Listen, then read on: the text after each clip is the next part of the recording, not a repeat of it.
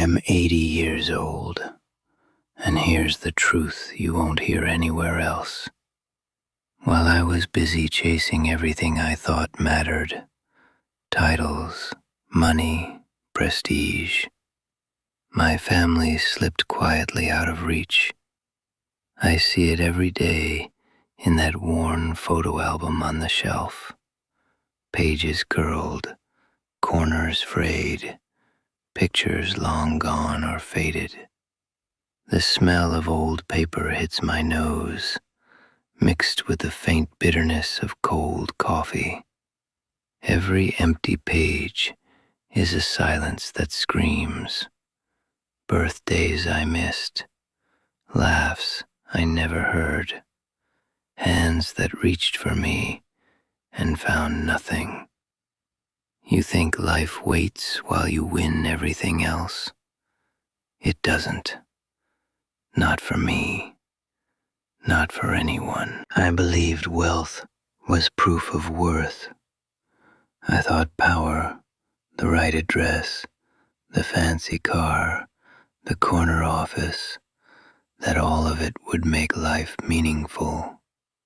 I spent years in the hum of elevators and the clatter of keyboards, smelling polished mahogany and rubbing elbows with men who didn't know a soul outside their boardroom. I traded school plays for business dinners, piano recitals for quarterly reports, bedtime stories for late-night emails. Sentimentality was weakness. I laughed at love, certain it could endure absence. But the photo album tells the truth.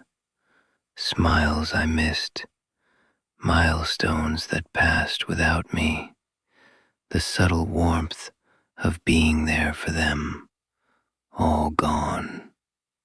The album mocks me, page by page, showing the gap between the man I thought I was and the empty, echoing rooms of my family's life that I never lived with them. The turning point hit hard, one evening that never leaves me. The room was dark except for a lamp, weak and yellow, barely illuminating the shelf. Dust floated in the faint beam, motes catching in the quiet. I opened the album and paused. Blank spaces where birthday pictures should have been, faded faces where holidays once belonged. I smelled the paper and felt the rough edges, the way the corners rubbed against my fingertips. I remembered a daughter's small hand reaching for me in a hospital hallway, me too busy to see her, too busy to hold her, too proud to stop. My son's hopeful eyes during graduation, looking for my nod of pride I never gave. I had chosen a conference call over their hearts, and suddenly I understood. This wasn't chance, wasn't fate. I had failed them with every meeting I attended, every promise I delayed, every smile I withheld. My success meant nothing because they weren't there. I could feel the emptiness, taste it in the stale air of my study, hear it in the echo of rooms that once buzzed with life, now silent. The regret pressed against my chest like a heavy, unyielding weight, each memory sharper than the last, and the realization cut deeper than any failure I had known. They didn't leave me. I left them. Now I sit at that desk alone. The album rests beside me, accusing me quietly, its pages smelling of lost time and dust. The chairs around the table are empty. Birthdays, graduations, anniversaries, family dinners, all ghosts. I can see the spaces where hands once held mine, where eyes once sought me, now hollow. Every day I breathe the faint scent of paper mixed with stale coffee and the bitter taste of what I missed. The silence is so loud I can feel it in my bones. Each page is a reminder that presence matters more than presence, that love isn't earned through ambition or wealth, but by showing up, by noticing, by being.